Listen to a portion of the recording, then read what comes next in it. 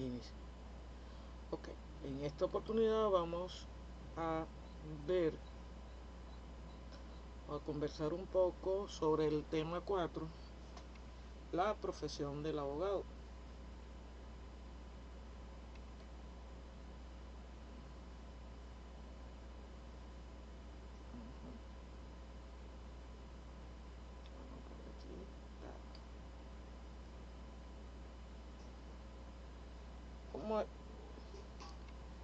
Vamos a tratar de explicar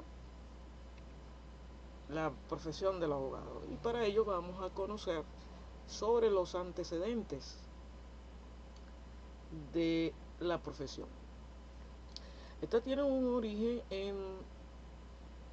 el origen de esta profesión es muy antiguo, como no podemos pretender como el mundo mismo, porque en todas las épocas la ignorancia ha sido patrimonio de la mayoría de los hombres y siempre la justicia se ha ensañado con ellos.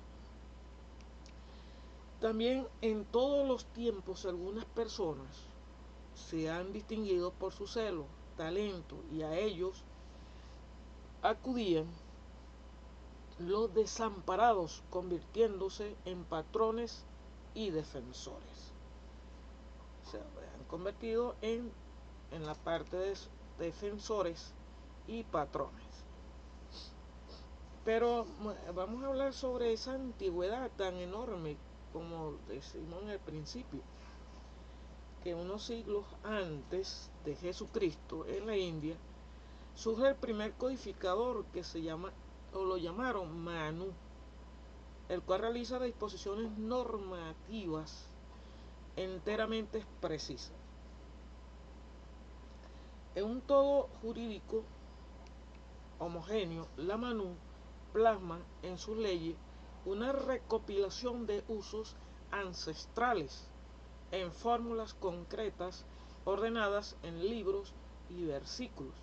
Podemos definir esa parte como la pretensión que tuvo ese codificador sobre la parte de nombrar leyes, pero a través de la religión. También podemos afirmar que el primer jurista legislador que se conoce en esa Manu, puesto que nace en la India, fue la primera civilización y cultura que logra proporcionar inicialmente una codificación de normas jurídicas perfectamente concretadas. También podemos aludir que en ese particular se establecía como norte la fe o la religión que empezaba a dominar en esos aspectos, a establecer el bien y el mal para impartir la justicia. Ahora bien, para entender un poco ese concepto de la profesión del abogado, podemos definir que es aquella persona que ejerce profesionalmente una defensa judicial de las partes en juicio y en toda clase de procesos judiciales y administrativos.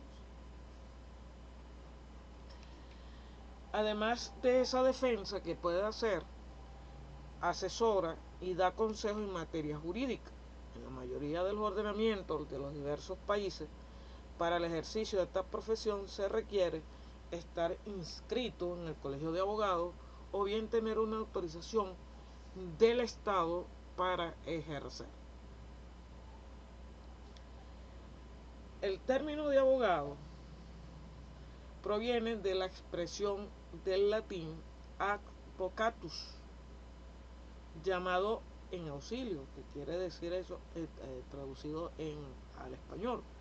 En efecto, el abogado es llamado junto al litigante, al demandante, para auxiliarlo. Y es la parte, digamos, la ética y la moral que va a tener ese profesional de derecho para establecer la relación de causalidad para defender a su cliente. La abogacía como profesión La abogacía es una profesión que tiene el objeto la defensa de los intereses particulares o privados, la cual resulta totalmente incompatible con la judicatura, en virtud de que los jueces no pueden defender sino aplicar las leyes. Diferente, el juez también es abogado, pero no puede defender sino aplicar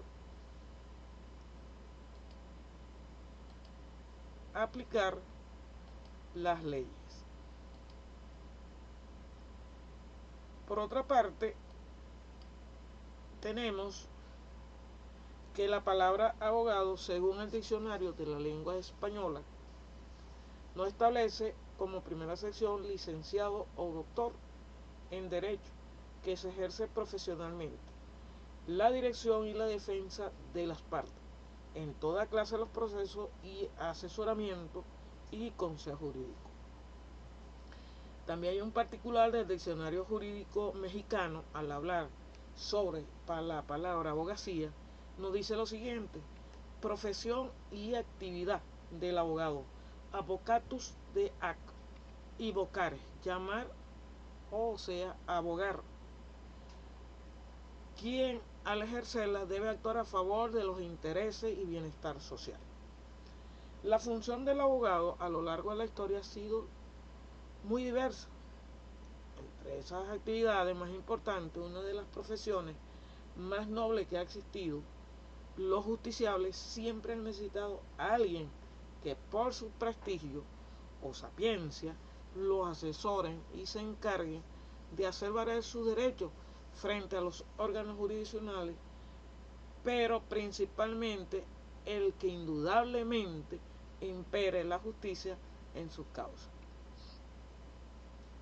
Por eso es menester de que el abogado, aparte de buscar la justicia, de buscar ese término de ganar, más debemos tener más énfasis en hacer justicia. El abogado debe ejercer la profesión desde el punto de vista deontológico, busca ante todo el respeto y el cumplimiento de la justicia, tanto de la parte que asesora y defiende, así como también de los órganos jurisdiccionales. Es una función social que se realiza. Los justiciables depositan su confianza en ese profesional para que los guíe y los conduzca por el sendero de la paz y el bienestar. Siempre el norte es hacer justicia. De buscar de hacer justicia. Y que se haga justicia tanto a sus defendidos como a los órganos de las jurisdicciones. Porque no, en esta profesión no se busca dañar a nadie. Luego esa profesión e intrusión y título al abogado nos lleva a conocer lo que es la formación técnica. Inicialmente esa formación técnica está sujeta al pregrado, que son los primeros estudios de derecho en Venezuela. Pero aquí en Venezuela, antes de conocer todas estas diversidades de académicas que tienen los pregrados en las diferentes facultades de derecho, tiene un particular de historia que se inicia en el colegio y seminario llamado Santa Rosa de Santa María de Santiago de León de Caracas, que se fundó en 1716. Luego pasó a ser la Real y Pontificia Universidad de Caracas en 1724, y en el colegio San Buenaventura de Mérida, fundado en 1785.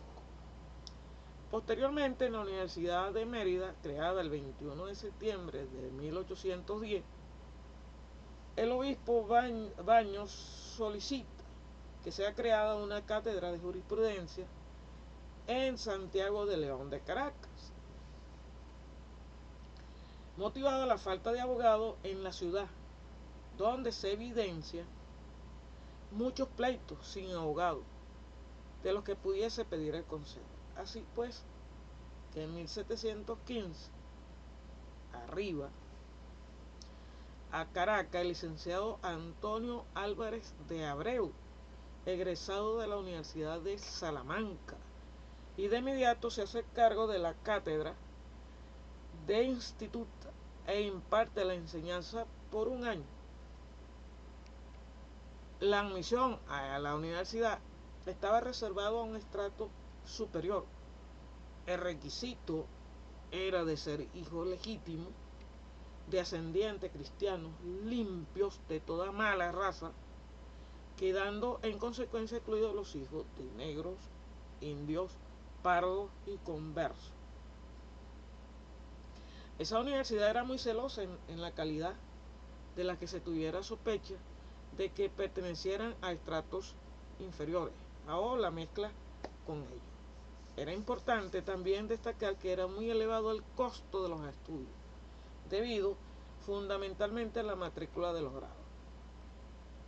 De una manera, era una Caracas provincial, era una Caracas colonial, donde evidentemente operaba la parte de las directrices de la monarquía española. Más o menos estaba sujeto a esas directrices. Luego, ese reconocido académico intelectual venezolano Carrillo Batalla, hasta la fecha de la fundación de la Real y Pontificia Universidad de Caracas, la profesión de abogado se tornaba un poco complicada. Tenían a los aspirantes del título que trasladarse a otras universidades de otros de los establecimientos españoles en América o a la propia península para cursar leyes y alcanzar los títulos correspondientes. De estos datos históricos que recoge el profesor Carrillo Batalla, se encuentran las mencionadas para obtener el título, los estudios que conducía la Universidad Colonial, el grado de bachiller o doctor en Derecho Civil o en cánones de Derecho Canónico. Uno de los requisitos fundamentales para el grado de bachiller en las leyes fue cambiada la denominación a bachiller en Derecho Civil a la permanencia de las cátedras de instituto y cánones durante 5 años, debiendo en consecuencia pasar por varias pruebas, entre las que tenemos uno. Tenía que dictar 10 lecciones, seguida de media hora cada uno. Tenía que escoger un tema y darlo a conocer. Desarrollarlo ante un jurado constituido por varios doctores y bachilleres en leyes. También requería una pasantía de 2 años que familiarizara al candidato con la práctica del acto de repetición y un examen. En esa repetición debía argumentar una conclusión tomada el digesto o del Código Justiniano. Era muy profuso en ese momento porque tenía el derecho romano y todavía no se había modernizado lo que conocemos hoy. Conclusión debía ser tomado de los decretales de Gregorio IX y del decreto. El examen era complejo, tenía dificultades. Se le denominó en el lenguaje universitario como las tremendas y consistía en abrir el texto con un puntero de plata y seleccionar el tema al azar y luego exponerlo. De esa exposición el aspirante debía presentar 3 objeciones en esa discusión.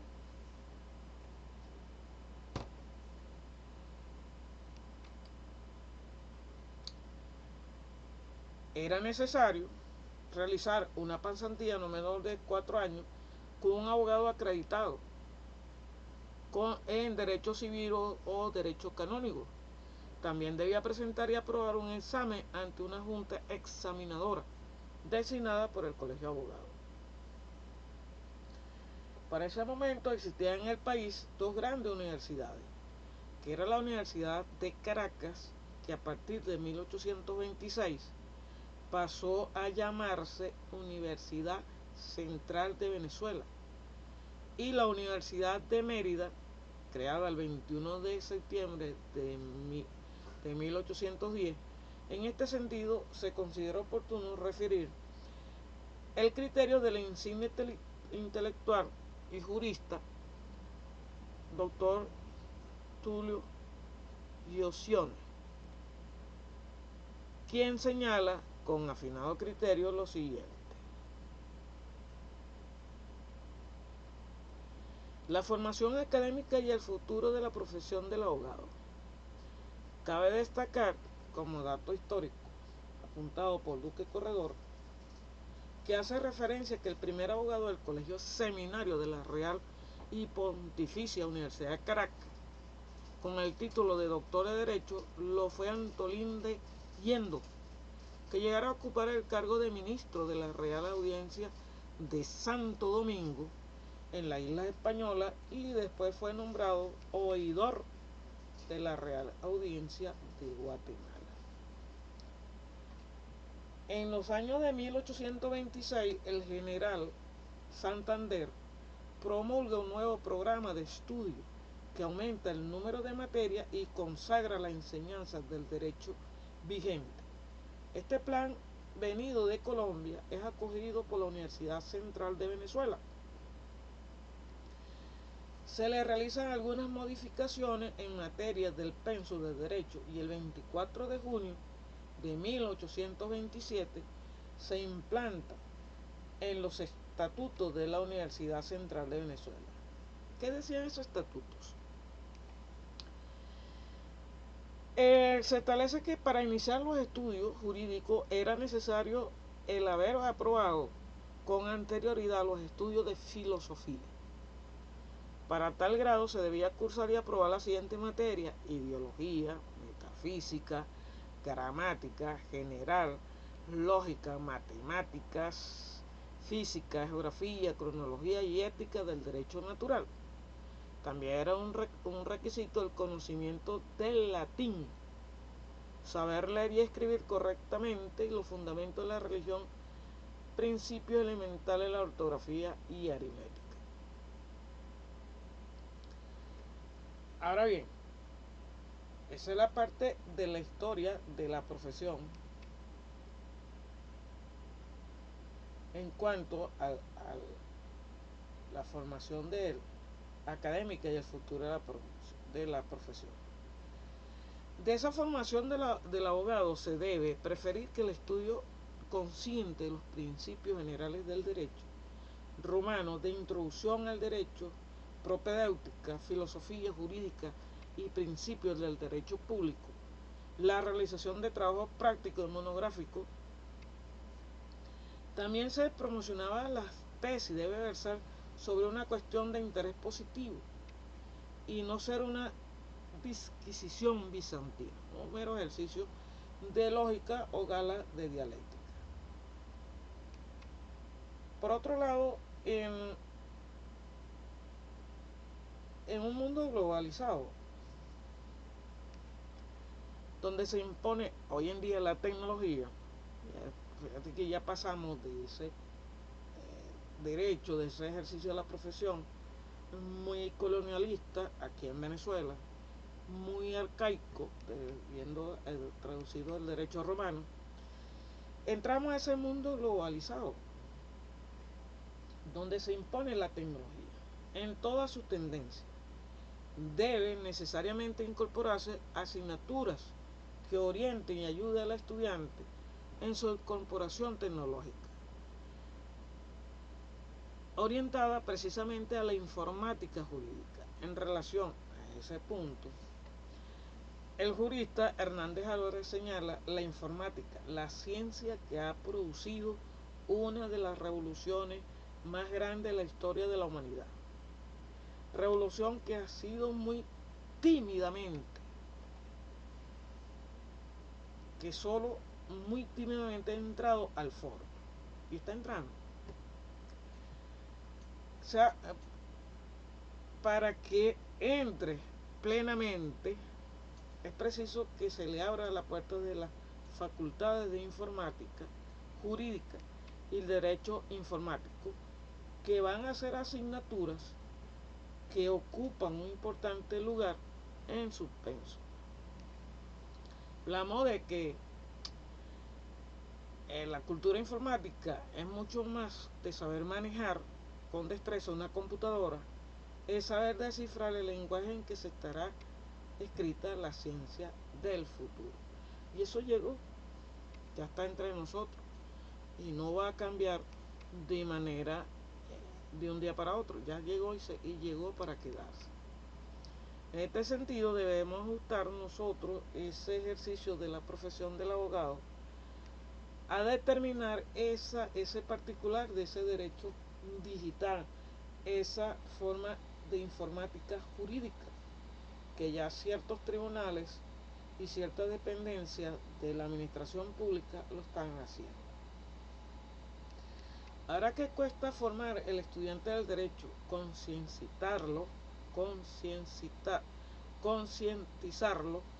en el servicio público, en una tarea de vital importancia. Se ha tomado conciencia de la significación que reviste ese servicio comunitario. La Facultad de Ciencias Jurídicas de la Universidad, en cumplimiento a la ley, presenta el servicio comunitario como una herramienta de aprendizaje y servicio para todos los estudiantes universitarios. En él se comparten los diferentes conocimientos con las comunidades. Es un ejemplo de esa formación integral que resulta una experiencia beneficiosa tanto para estudiantes como para la comunidad en la cual presta ese servicio. En el artículo 4 de la Ley de Servicio Comunitario del Estudiante de Educación Superior, se entiende por servicio comunitario que es la actividad que debe de desarrollar en la comunidad de los estudiantes de educación superior que cursen estudios de formación profesional, aplicando los conocimientos científicos, técnicos, culturales, deportivos y humanísticos adquiridos durante su formación académica en beneficio de la comunidad, donde coopera con su participación al cumplimiento de los fines del bienestar social, de acuerdo con lo establecido en la Constitución y en esta ley. Por otro lado, es llamado en esa formación del abogado a cumplir con el servicio de clínicas jurídicas, que consiste en dar las asesorías y orientación jurídica totalmente gratuita. Se destaca que la clínica jurídica coloca el derecho al alcance de todo aquel que lo necesite, haciendo llegar la justicia al ciudadano que así lo requiere. Fíjese que esa formación integral es el bienestar social que tiene el abogado.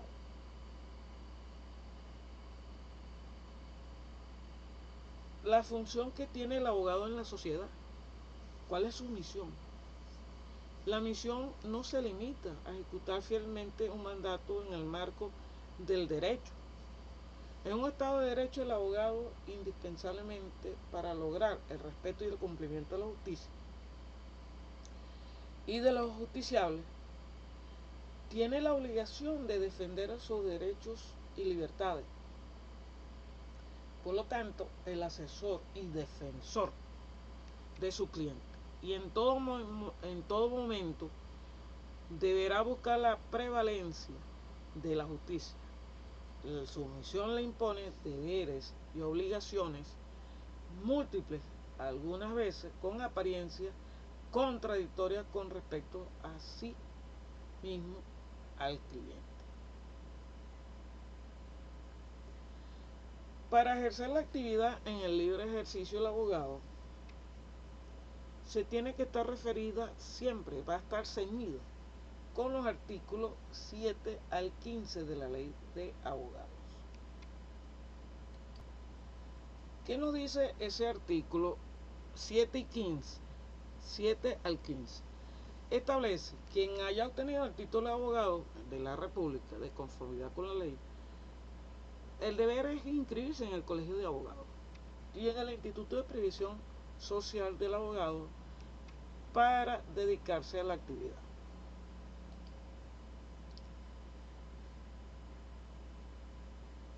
Ajá. Fíjese que él le dice Instituto de Previsión del Abogado. No dice INPE, dice ICSA.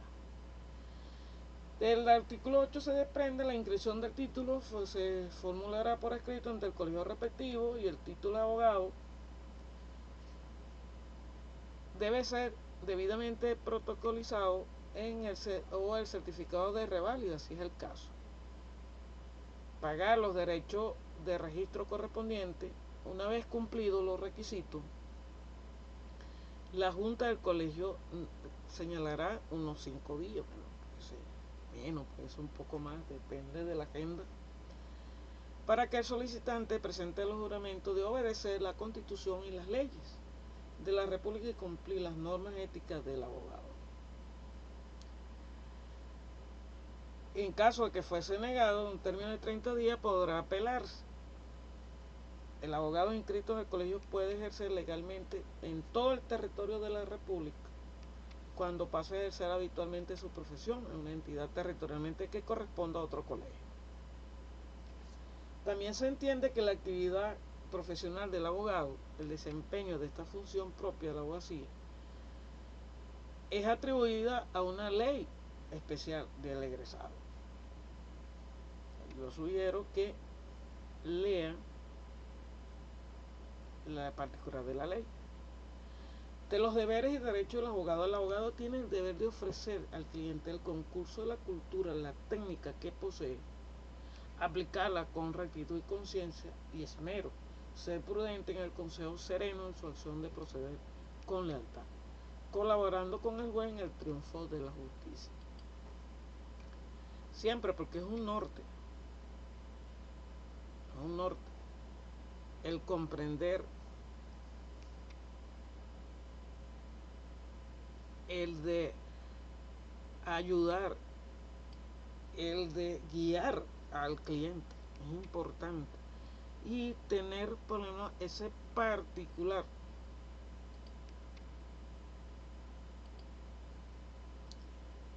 tener la particularidad de estar consciente, de tener la serenidad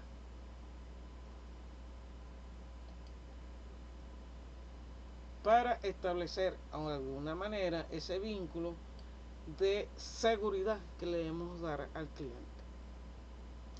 Luego tenemos el abogado en la administración pública, comportamiento del abogado tanto en la administración pública como en la empresa privada. El abogado en la administración pública, en ese contexto, las misiones concretas que comparten el abogado son la de asesoría, la ejecutiva de fiscalización o control y de defensa judicial del Estado, activo o pasivo. Pero sabemos que en la parte de la administración pública hay diversidades de situaciones y de oficio.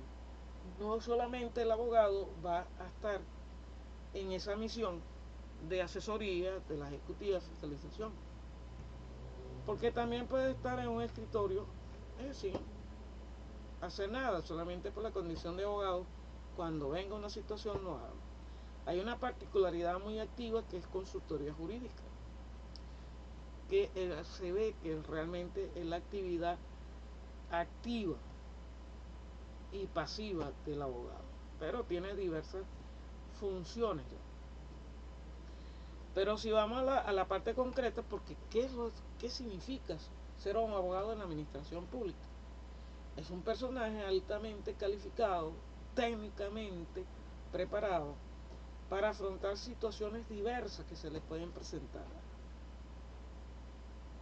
Y la función de asesoría consiste en emitir informes en derecho, verbales o escritos. Los abogados de la administración del Estado se encuentran sometidos a la dependencia técnica de la Contraloría General de la República, cuya jurisprudencia y resoluciones deben de observar. Esa función de asesoría comprende también la preparación y proposición de las normas generales especiales de la competencia del órgano al cual presta los servicios del letrado. Una de las particularidades cuando uno entra a la administración pública es asegurarse de cómo está compuesto ese órgano o ese ente, cuáles son sus límites en la ley y cuáles son sus competencias en la ley. Hay que empezar a conocer esa situación, porque no todos los órganos del Estado se adecúan a una misma ley. Hay diversas leyes. Está la Ley Orgánica de la Contraloría General de la República, que determina el proceso de las unidades de auditoría interna. Y así está el Estatuto de la Función Pública, que también regula las actividades y procedimientos de la administración, pero de sus funcionarios. Y así sucesivamente. Lo que se debe establecer allí es ver dónde está la competencia, los deberes, derechos y responsabilidades de ese instituto para la mejor defensa. En esa labor ejecutiva o de dirección del servicio, al abogado le corresponde ejercer no solamente emitir el informe de derechos, sino supervigilar el trabajo de las personas bajo su dirección. Eso es cuando llega a cargo de dirección, que combina con efectuar la representación jurídica de la administración pública ante los tribunales del país.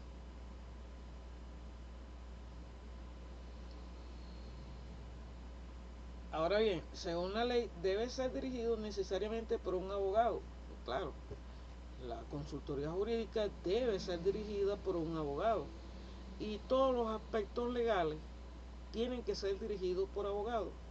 Esa función de control que corresponde al sector abogado de los servicios públicos también comprende las tareas de inspección y fiscalización jurídica o de un hecho. A veces se define de que yo soy penalista, voy a ver solamente penal. Es válido, pero también puede ser integral.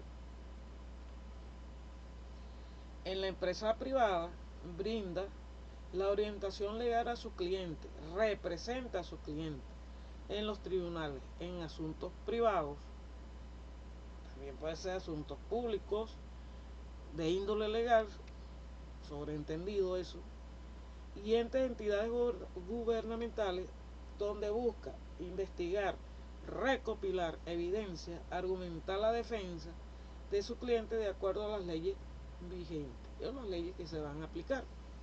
Negociar acuerdos en caso de disputas de índole privada. Ahí viene un asunto, la diferencia. El abogado en la administración pública es un abogado dependiente de la jerarquía. Siempre va a haber un superior jerárquico que va a dominar esa particularidad.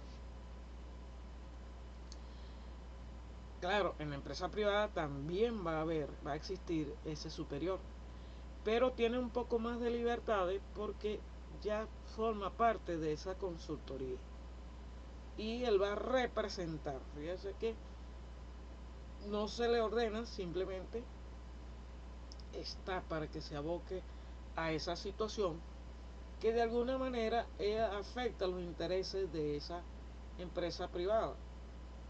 Puede ser un litigio, puede ser de índole laboral, puede ser de índole administrativo, porque pudiera ser de que de alguna manera se presentaran los eventos donde el Estado le está sugiriendo o le notifica del cobro excesivo de tributos. Y allí el abogado tiene que tener conocimientos sobre las particularidades tributarias y la parte laboral, que es lo más común que presenta. En ese particular, si en la empresa privada no es común que se presenten cosas penales. Puede haber una situación muy extrema, algo penal. Puede haber un hurto, una situación, pero es extremo. En la parte civil, se puede unos pequeños casos de contrataciones, obligaciones, la demanda por dejar de hacer o de dar producto defectuoso. Pero el particular está siempre supeditado a ese conflicto laboral que hay entre el patrón y el empleador, o los llamados hoy en día el empleador y el empleado, porque es una parte de que se tiene que argumentar la defensa de su cliente, o en efecto negociar, pero negociar, ¿qué va a negociar? Evidentemente la negociación va a formar parte de los intereses de la empresa, no se vean afectados, lo vamos a nombrar aquí, que pueden ser diversos. Puede haber una negociación extrajudicial donde no se tiene que llegar a la parte judicial, que es legal, o sea, la parte legal, nada es ilegal en la profesión, porque se puede llegar por unos términos que no entendía la persona y entra el abogado y de alguna manera con su técnica convence de la situación en que va a estar expuesta esa persona y lo negocia. También puede hacer en negociación con el Estado, llega a unos acuerdos por múltiples situaciones, una quiebra, una presentación de tributo, una declaración de impuestos sobre la renta, de IVA y muchas cosas. También puede haber negociación si la empresa tiene sindicatos que de alguna manera entra en la negociación por algunos conflictos de intereses, que no sucede en la administración pública. La administración pública se maneja a través de abogados en los conflictos del sindicato, pero ya es una mera formalidad, porque se sienta el particular del sindicato con el empleador, pero ya viene de alguna manera sujeto a ese contrato, ese conflicto. En la administración pública el abogado dificulta mucho la negociación, porque el Estado no va a negociar. Si el Estado acciona o accionan contra el Estado, ya la carga probatoria ya se coloca en marcha y ya no puede haber marcha atrás, simplemente con una sentencia, porque el Estado no va a reconsiderar nada de eso, porque él piensa que en la parte se cometió un fraude. Digamos, si él despide a una persona y la persona demanda, va a llegar hasta la última consecuencia, no voy a negociar, a menos que dentro de la sede administrativa la persona acepte lo que está dando el empleador. Pero es muy raro en ese sentido, porque ya cuando la persona acciona, el funcionario acciona, va hacia la parte judicial, ya va hacia ese contencioso. Está bien, pero puede ser que en la negociación resulta que al abogado que está representando el caso le bajan la línea y le dice, mira, si acepta esto, en particular del dinero que se está negociando,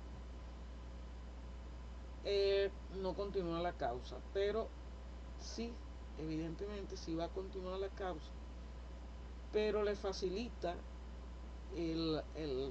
la parte procesal al juez de que va a ser menos tiempo que le va a llevar para tomar la decisión, porque al momento que una de las partes concuerda de que sí reconoce su deuda, él va a establecer los puntos como para solucionar ese conflicto. Él puede decir, bueno, sí, reconoce que te debo, te pago, pero judicialmente el proceso tiene que llevarse a cabo hasta la decisión del juez. Pues es imposible, pues, o sea, es un poco extraño esa parte. Hasta aquí el fin del tema 4.